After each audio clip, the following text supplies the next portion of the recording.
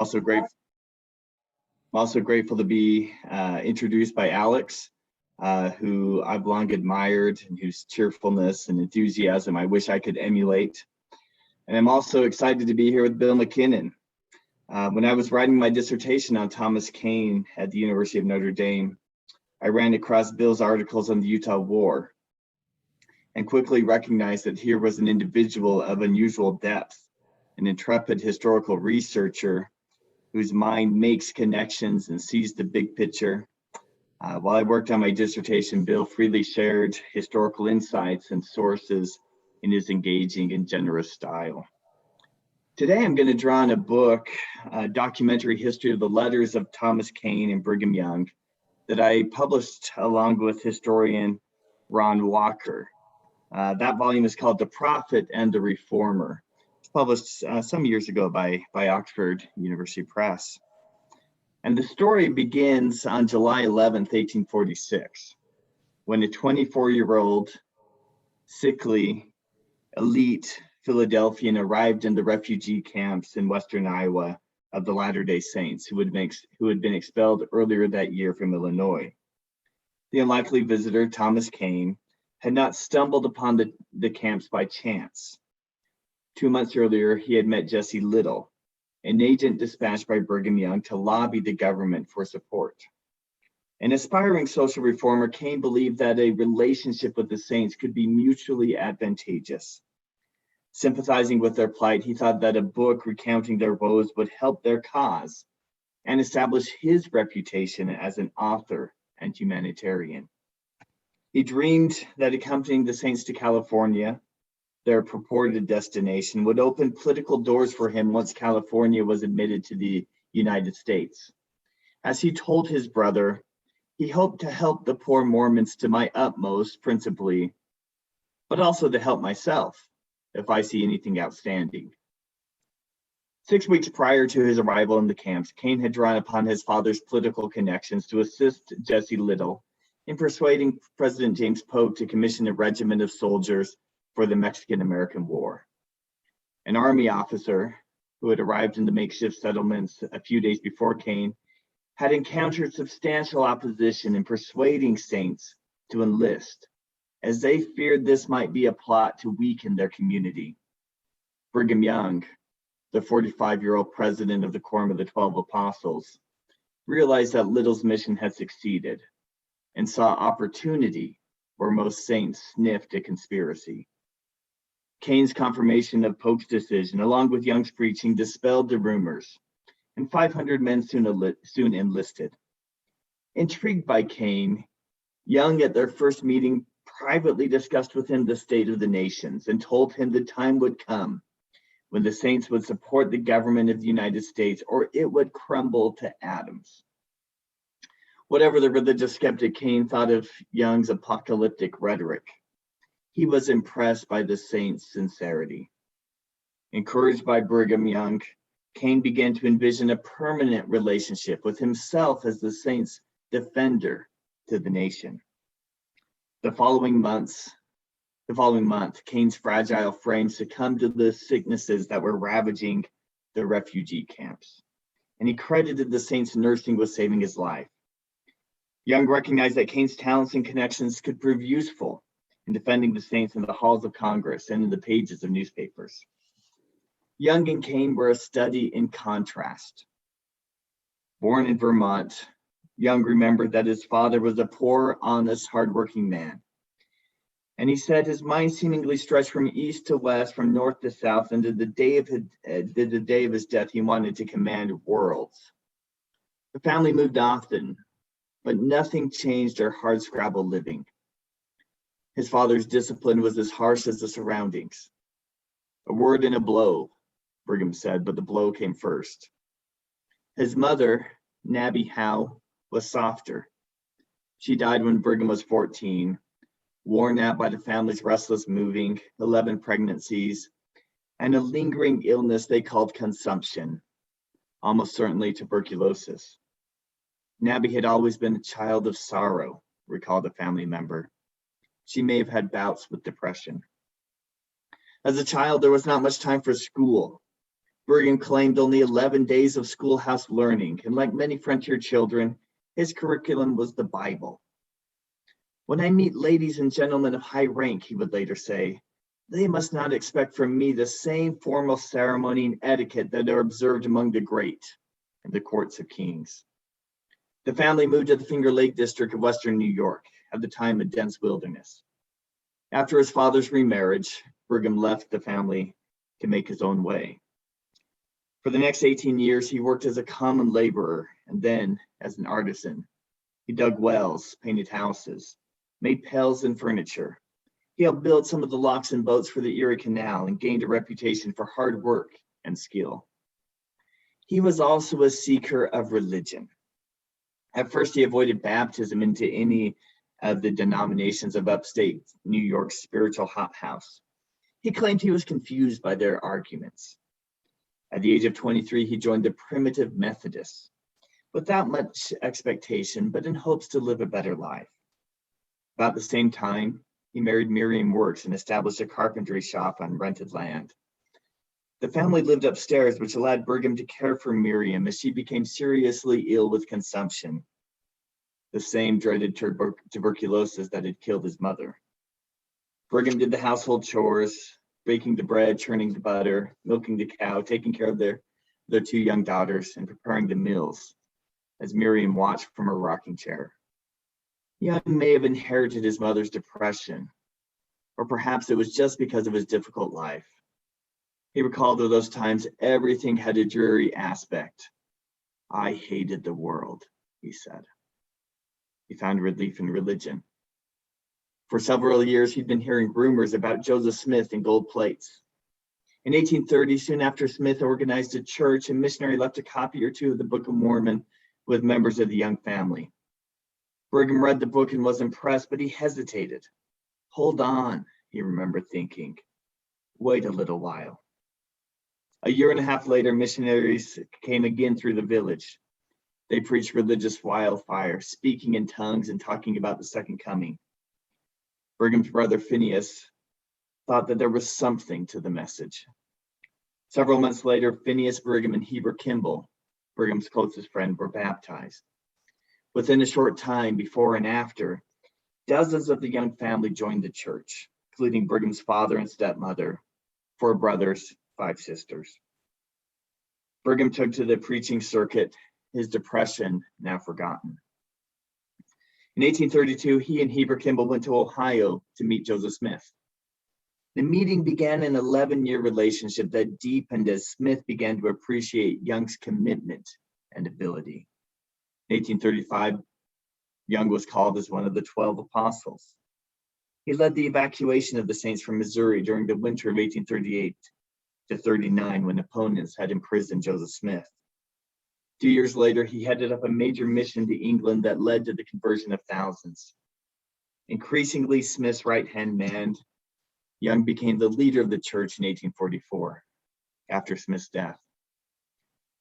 In deep contrast to that life, Thomas Kane was born, in his words, with the gold spoon in my mouth, to station and influence and respectability. He was the son of a federal judge and political strategist, John Kane, who moved in the highest circles of the Democratic Party. John's wife, strong-willed Jane Duval Leeper, came from a prominent political family, was known as one of the most beautiful women of her day. John and Jane had 7 children. Their first 2 sons, Elisha and Thomas, both became nationally prominent, with Elisha gaining international renown as an Arctic explorer. The brothers were exceptionally close. In the early 1840s, Thomas Kane embarked upon a career as a lawyer and judicial clerk for his father, and as a freelance social reformer. Influenced by the transatlantic flowering of Romanticism and the Democratic Party, Kane sought to defend various downtrodden groups and to preserve their liberty. He agitated for anti-slavery, the abolition of the death penalty, peace, women's rights. His religious journey made him sympathetic to religious groups outside the mainstream. He meandered through atheism and an attachment to the religion of humanity of French philosopher Auguste Comte. In 1853, he married his 11-year-old second cousin, Elizabeth Wood. His 16-year-old second cousin, Elizabeth Wood. Perhaps spurred by his devout wife, Kane converted to Christianity, though he always remained suspicious of evangelical Protestants. During the Civil War, he recruited one of the most storied regiments, the Pennsylvania Bucktails, from the Allegheny Mountains of northwestern Pennsylvania. Beginning in the late 1850s and continuing till his death in 1883, he established a community in the Allegheny Mountains, which is still called Kane. After they met at those Latter-day Saint refugee camps where you are in 1846, Kane and Young struck up a friendship that lasted 31 years and exerted a profound influence on the history of the saints. Until Young's death in 1877, Young relied on Kane as his most trusted outside advisor. And as a result, Kane became the most important non-Latter-day Saint in the history of the saints. Kane views his involvement with the saints through the prism of social reform, as he sought to protect their liberties from the restrictions of the federal government and the meddling of Protestant evangelicals. In Young, Kane found a similar sincerity, leadership abilities, and willingness to suffer social censor for his belief in his own mission. Kane thought that both he and Young fit the description of Ralph Waldo Emerson, a friend of Kane, as romantic heroes who listened to their own inner judgment rather than conventional norms and advanced to their own music. While Kane remained committed to assisting Young and the saints, his family had difficulty understanding his devotion to them. His father worried that his defense of the saints blocked Thomas's opportunities for political and business success. As he told Thomas's brother Elisha, his influence is among minorities and always will be. His wife Elizabeth often resented the time he spent defending the saints, though her views softened after accompanying Thomas to Utah in 1872. Even then, she could not fully accept his relationship with Young. She recognized Young's leadership abilities, but she blamed him for leading the saints into plural marriage. She told the nephew after Thomas's death about Brigham, vulgarly speaking, I couldn't abide him. He was just as kind and hospitable to me as he could be, but I loathed him. So Kane and Young were an odd pair, the pragmatic prophet and the quixotic reformer, the millenarian who spoke in tongues with the skeptic of organized religion, the Yankee from humble origins, the aristocratic Pennsylvanian. The correspondence between Kane and Young show these differences in their writing styles. Kane's sentences can be learned, polished, complex. Young's style is more direct and pulsates with energy. But both men needed each other. In 1846, when Kane began his friendship with Young, he saw himself as a disinterested humanitarian taking on the cause of the saints. But his relationship with them became much more than this. Kane could not keep an emotional distance from them. Young needed Kane as well, valuing his political advice, his connections, his image-making abilities. As a result, he continually tried to pull Kane closer to the saints, offering him political offices and money, encouraging his conversion, cultivating relationships between Kane and his own sons.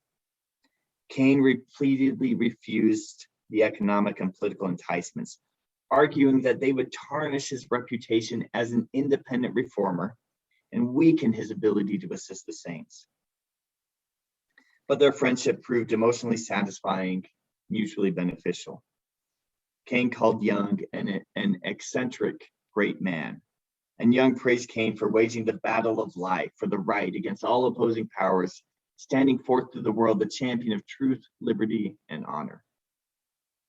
Besides Kane's visit to the camps in 1846, he and Young met personally only during two other periods of time. In 1858, as Kane negotiated an end to the Utah War, and during that winter of 1872-73, when he traveled to Utah to meet with Young and recover his health. Their lack of personal contact is a boon to historians. During their relationship, Young and Kane exchanged a remarkable set of detailed and candid letters, almost 100 of which have survived. I have also to thank you for your kind-hearted letters, Kane once wrote, always so fresh and racy and spirited in composition. Kane and Young often sent their letters by trusted couriers, often Young's sons or other missionaries, to ensure their contents remained confidential. Their correspondence offers tremendous historical insight. Few figures exerted as profound an influence on 19th century America, especially the West, than did Brigham Young. For many, both in his day and in ours, Young is a symbol of polygamy, religious fanaticism, misguided theocratic ambitions. Others see him as an American genius who led the Saints' exodus to Utah and established the Latter-day Saint West. Yet others viewed Young as an inspired prophet. But he does remain an enigma, with his personal character and political and religious life shrouded by the vagaries of time and the seemingly endless controversies that stalked him in life. His correspondence with Kane, plotting strategy, commenting on the major issues of the day, revealing his personal judgments, offers crucial insights into Young's personal life and his actions as a political and religious leader. Their correspondence also reveals the strategies of the saints in relating to American culture and government during these crucial decades when controversies over the so-called Mormon question was a major political, cultural, and legal issue. The letters demonstrate the campaigns against the saints as well as the shifting tactics taken by them in response. Kane's position as the saints' unofficial lobbyist and image maker on the East Coast demonstrates how debates over the Mormon question intersected with other national controversies over the development of the West, popular sovereignty, American Indians, the sectional crisis. With its focus on these national concerns, the Kane-Young correspondence illustrates that the Mormon question was a major national issue, which can be fully understood only within the context of the other national political debates of the mid-19th century. There were several stages to the correspondence.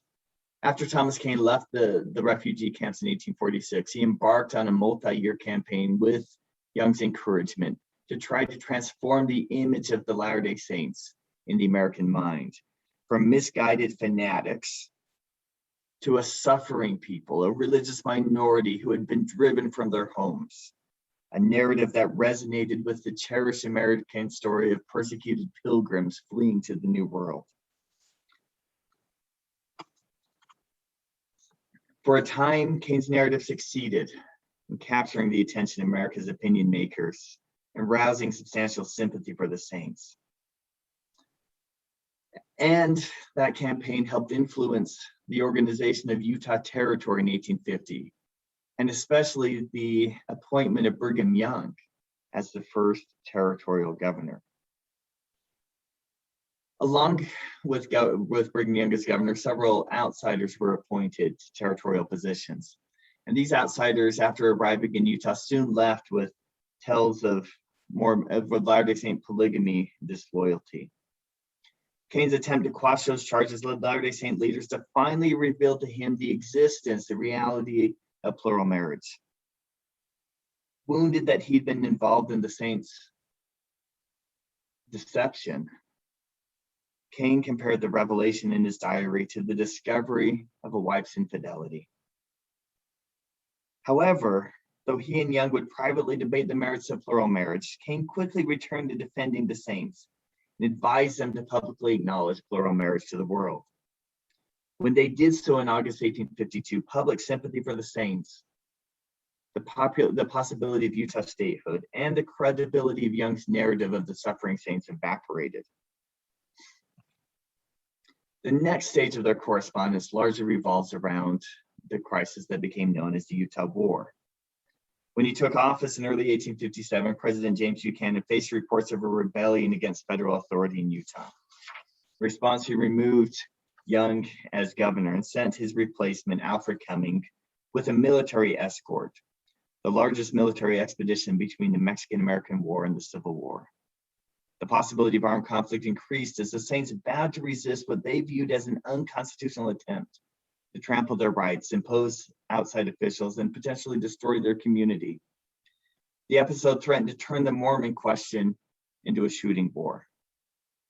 Kane's timely intervention, and then his collaboration with Young in the succeeding few years, proved crucial in working out a compromise between the Saints and the government, and ensuring that the resolution of the Mormon question would be settled not on the battlefield, but through politics and through the legal system.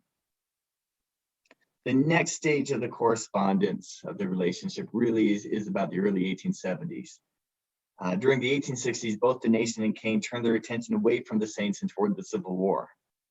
But as the nation remounted its crusade against the Saints in the 1870s, Kane and Young again plotted strategy to thwart the campaign against the Saints, working to obtain Utah statehood and to block anti-polygamy legislation in Congress.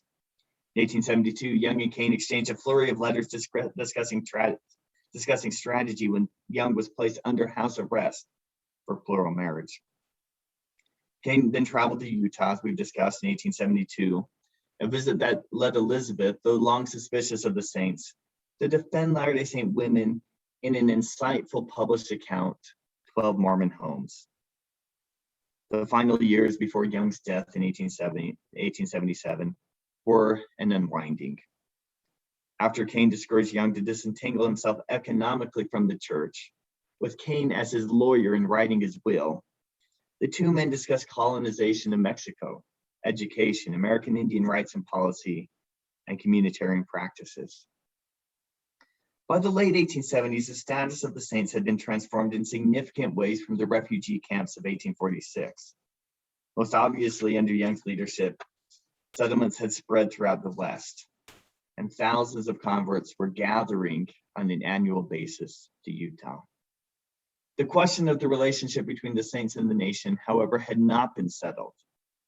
From one perspective, Young and Kane had failed. Utah was still a territory.